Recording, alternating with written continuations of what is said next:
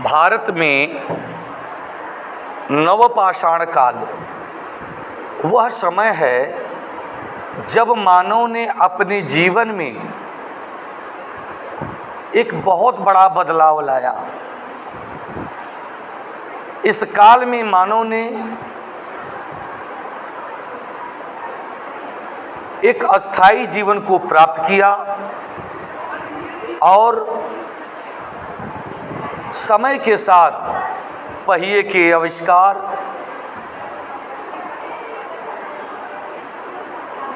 आवास निर्माण, मिट्टी के बर्तनों के प्रयोग, नए औजारों के प्रयोग ने मानव के जीवन में एक नई क्रांति लाई।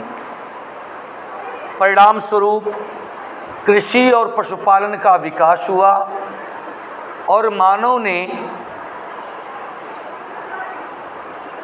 इन खोजों के कारण अपने जीवन में एक बदलाव आया, जिससे उसका जीवन शैली प्रभावित हुई। इसीलिए इस काल को नवपाषाणिक क्रांति के नाम से जाना जाता है। नवपाषाण शब्द का प्रथम प्रयोग जॉन लुब्बक ने, किसने बेटा? जॉन लुब्बक ने अपनी पुस्तक में किया था, जिसमें उन्होंने प्री हिस्ट्री को पैलियोलिथिक और नियोलिथिक में बांटा था। यह जो नियोलिथिक है, इसे ही हम नवपाषाण काल के नाम से जानते हैं। नियोलिथिक दो शब्दों से मिलकर बना है, नियो और लिथिक। नियो का अर्थ होता है क्या? नया, और लिथिक का अर्थ होता है पाषाण काल। ठीक है ना? तो नवपाषाण काल वह समय था जब पाषाण के प्रयोग में नवीन परिवर्तन या नए बदलाव दिखाई देते हैं, जो कृषि, पशुपालन और मानव जीवन के अनुकूल थे।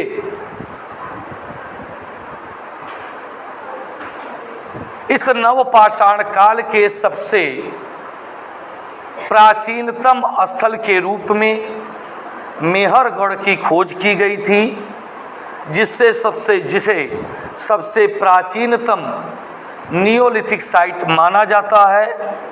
लेकिन अभी हाल के उत्खननों के द्वारा या एक्सकेवेशन के द्वारा हमें लहुरा देवा से कुछ नए संदर्भ प्राप्त होते हैं।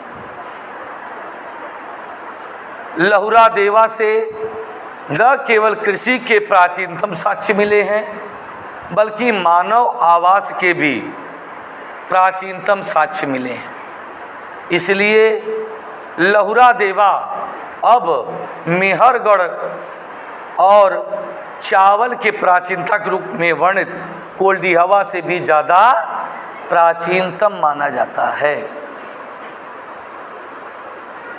यदि बात करें नवपाषाण काल के मानव की, तो यह समय होलोसीन एज के नाम से जाना जाता था। तो ऐसी दशा में इस काल का मनुष्य होमो सैपियंस के नाम से जाना जाता था, जिसे हम क्रोमैग्नॉन, ग्रिमाल्डी, चांसलेट, सनसलेट इत्यादि के नाम से भी जानते हैं।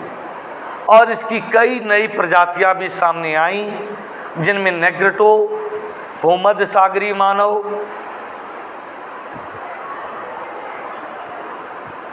मंगोलियन मानव इत्यादि आते हैं। इस समय में अगर देखें तो धीरे धीरे जो आइस एज का प्रभाव था वो घटने लगा। परिणाम स्वरूप ग्लेशियर के पिघलने से नदियों ने एक मार्ग बनाया और उस मार्ग के किनारे मनुष्य ने रहना शुरू किया, उस नदियों से बड़े पैमाने पर मछली और अन्य जीव जंतु खाने के लिए उपलब्ध थे। लेकिन साथ ही साथ कृषि के आविष्कार ने फसलों के उत्पादन, सरप्लस प्रोडक्शन यानी अधिशेष उत्पादन, खेती को बढ़ावा, पशुपालन का विकास, ये सारी चीज़ें हुई जिससे मानव ने एक अस्थायी जीवन को प्राप्त किया। भारत में सबसे प्राचीनतम जो स्थल खोजा गया है, जो अभी तक ज्ञात है, जो सबसे पहली बार खोजा गया, प्राचीनतम नहीं, सबसे पहली बार खोजा गया है, वह है लिंग सुगूर।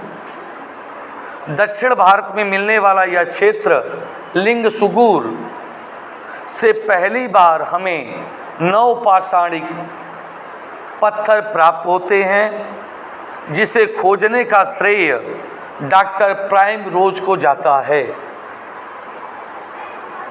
इस प्रकार से देखा जाए तो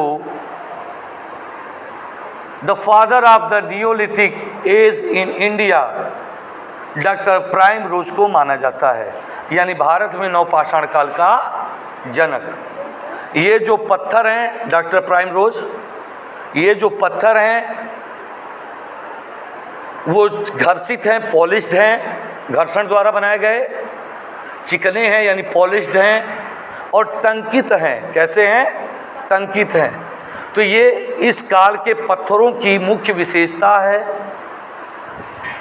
और इस काल के मानव जीवन से संदर्भित जो प्रमुख बातें हैं वो निम्नवत कहे जा सकते हैं।